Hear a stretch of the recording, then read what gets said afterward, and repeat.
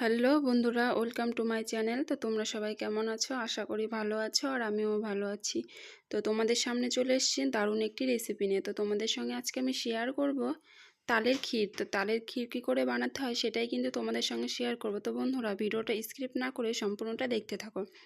তো তোমরা এখানে ফার্স্টেই দেখতে পাচ্ছ আমার হাতে কিন্তু একটা তাল আছে। তালটা কিন্তু খুব বড় সাইজের, আর তালটা আমি খুব সুন্দর করে ধুয়ে নিয়েছি। আর তালের দেখো মাথাটা আমি উঠিয়ে নেব। তালের মাথাটা উঠিয়ে নিয়েছি, আর তালটা আমি ধুয়ে নিয়েছি। আর এদিকে দেখতে পাচ্ছ কাঁসার থালা। কাঁসার থালার মধ্যে তাল ছেঁকতে খুব সুবিধা হয়, সেখানে কিন্তু আমি কাঁসার থালা নিয়ে নিয়েছি। তোমরা চাইলে অন্য কোনো থালা বাসনও নিতে পারো। তো আমি কিন্তু এখন তালগুলো খুব সুন্দর করে কিন্তু আমি এই খোসাগুলো ছাড়িয়ে নেব।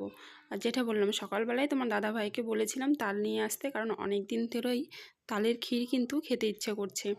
যে বানাবো বানাবো করে বানানোই হচ্ছে না, কারণ তোমাদের দাদাভাই তালও নিয়ে আসে না, আর আমার বানানোও হয় না।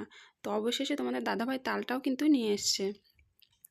তো ভালোই হয়েছে, তালটা যেহেতু খাবো তো সেহেতু তোমাদের সঙ্গে একটু ভিডিওটাও শেয়ার করি। আর এদিকে দেখো তালের কিন্তু খোসাটা কিন্তু আমি ছাড়িয়ে নিয়েছি। আর তালটা কিন্তু খুব সুন্দর নরম, সেই কারণে কিন্তু আমার খুব সুবিধাই হচ্ছে এদিকে নরম জন্য। আর অনেক তাল কিন্তু শক্ত হয়। তো ভালো হয়েছে, তালটা নরম, আমার সুবিধাই হয়েছে, আর আমার ঝটপট কিন্তু কাজটাও হয়ে যাবে। আর দেখো তালটা ছাড়িয়েছে, আর তিনটা কিন্তু আঠে বেরিয়েছে। আর এদিকে কিন্তু আমি হালকা করে একটু জল দেবো। জল দিয়ে এটা কিন্তু খুব সুন্দর করে অনেকটা টাইম ধরে চটকিয়ে নেবো। চটকিয়ে নিলে হয় কি, তালটা ঘষতে খুব সুবিধে হয়ে যায়, আর তালটা খুব সুন্দরভাবে বেরিয়ে আসে। সেই কারণে একটু জল দিয়ে অনেকটা টাইম ধরে চটকাতে হবে। তো এরকম করে কিন্তু আমি অনেকটা সময় ধরে তালগুলো কিন্তু খুব সুন্দর করে আমি চটকিয়ে নিচ্ছি। ঠিক এইভাবে তালগুলো চটকিয়ে চটকিয়ে নরম যেহেতু হয়ে গেছে, এখন আমি একটা পাত্র নিয়ে নেব। একটা ফুটো ফুটো দেখো আমি কিন্তু একটা থালা নিয়ে নিয়েছি, আর এদিকে একটা আমি গামলা নিয়ে নিয়েছি। আর থালাটা কিন্তু ফুটো নিয়েছি এই কারণে, কারণ ঘষতে কিন্তু সুবিধা হবে। আর একটা গামলা নিয়ে নিয়েছি, কারণ নিচে যেহেতু তালটা বেরিয়ে যাবে, সেই কারণে কিন্তু থালাটার নিচে আমি গামলাটা নিয়েছি। আর এই ফুটো থালা দিয়ে ঘষলে পরে খুব সুন্দর তাড়াতাড়িভাবে কিন্তু তালটা বেরিয়ে আসে।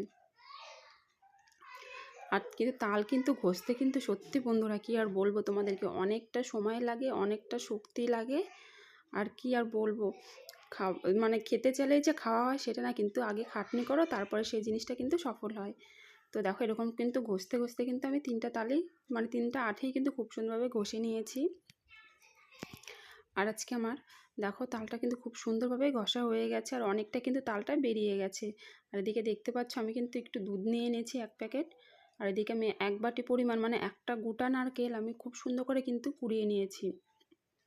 আর এই সাইডে আমি 1 বাটি পরিমাণ চিনি নিয়েছি। তো তালের ক্ষীর বানাতে কিন্তু বেশি জিনিস লাগে না, অল্প জিনিসেই তালের ক্ষীর হয়ে যায়।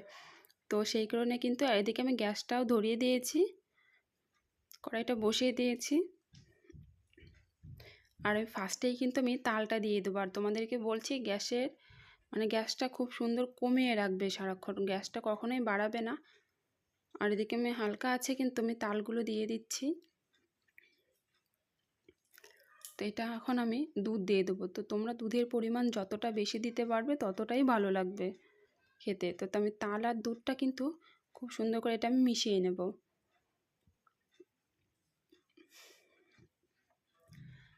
এটা খুব সুন্দর করে মিশিয়ে নেব, আর মিশিয়ে ঘন ঘন করে নাড়তে হবে, তাহলে কিন্তু খুব সুন্দরভাবে মিশিয়ে যাবে। তোমরা কিন্তু দেখতেই পাচ্ছ ঠিক এইভাবে মিশাতে হবে। আর এখন আমি দিয়ে দেবো দেখো নারকেলগুলো। আমি খুব সুন্দর করে বলেছিলাম যে কুচিয়ে রেখেছি নারকেলগুলো, কারণ নারকেল দিলে ক্ষীরটা খেতে যা হয় না কি আর বলবো তোমাদেরকে, দারুণ লাগে খেতে। এই তাল জাল দিতে দিতে চিনিটা দিয়ে তাল জাল দিতে দিতে খুব ছোটোবেলার কথা মনে পড়ে যাচ্ছে। যখন মা মাসিরা তাল রান্না করতো বা তালের ক্ষীর বানাতো, তখন পাশে বসে থাকতাম যে কখন হবে কখন হবে। যেহেতু যখন হয়ে যেত আমরা হাতে কিন্তু নিয়ে চেটে চেটে খেতাম। কিন্তু সেই দিনগুলো যে কোথায় গেছে কী করে আর তোমাদেরকে বলবো। তো আর এদিকে তোমাদের সঙ্গে গল্প করতে করতে কিন্তু আমার তালটাও কিন্তু খুব সুন্দরভাবে ঘন হয়ে এসছে। আর এদিকে দেখো তালগুলো কিন্তু খুব ঘন ঘন করে নাড়তে হবে, বেশি আঁচে নাড়া যাবে না। তোমাদেরকে ফার্স্টে বলেছি গ্যাসটা কমিয়ে দিতে হবে, খুব ধীরে ধীরে নাড়তে হবে। আর আমি একটু ঢেকে দেবো, কারণ ঢেকে দিলে যে চারি সাইডে যে ফুটে উঠছে সেটা বাইরে পড়বে না, সেটা ভিতরেই থাকবে, সেই কারণে আমি কিন্তু এটা ঢেকে দিয়েছি।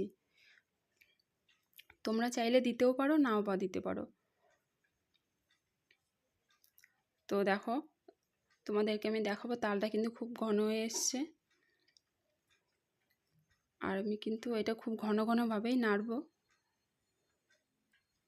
খুব সুন্দর ঘন ঘনই নাড়তে হবে, কারণ নিচে যাতে লেগে না যায়। যত নাড়বা, যত কম আঁচে রান্না করবে, ততই কিন্তু খেতে কিন্তু টেস্টি হবে। আর তালের ক্ষীর কার না খেতে ভালো লাগে, তোমরাই বলো। উফ, তাল খেতে কিন্তু দারুণ লাগে, সবারই কিন্তু একটা পছন্দের খাবার।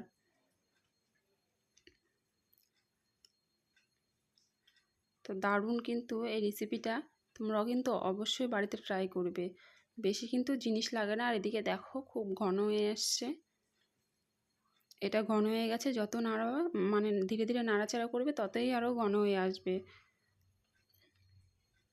আর এটা কিন্তু আমি খুবই মানে ঘন করে ফেলেছি, মানে একদম হাতে নিয়ে খেলেও পড়বে না, বাটিতে নিতে হবে না, হাতে করে নিয়েই খাওয়া যাবে। আমি সেরকমভাবেই করে নিয়েছি, তোমরা দেখেই বুঝতে পারছো। এটা কিন্তু খুব সুন্দর একদম আঠালো ভাব হয়ে গেছে। আর তালের ক্ষীরটা কিন্তু দারুণ লাগে, তোমরা ঠিক এইভাবে যদি আঠালোভাবে বানাও। আর কিন্তু তালটা রান্না করা হয়ে গেছে, এটা এখন আমি একটা ছোট্ট থালার মধ্যে কিন্তু আমি নামিয়ে নেব। এটা কিন্তু রান্না করতে বহুত টাইম লাগে, বলতে গেলে এটা কিন্তু আমার রান্না করতে এটা আমার আধা ঘন্টার উপরে লেগেছে। তো দেখো আমি সম্পূর্ণটা কিন্তু বানিয়ে ফেলেছি। তো বন্ধুরা, তোমাদের কার কার তালের ক্ষীর খেতে ভালো লাগে প্লিজ কমেন্ট করে জানিও।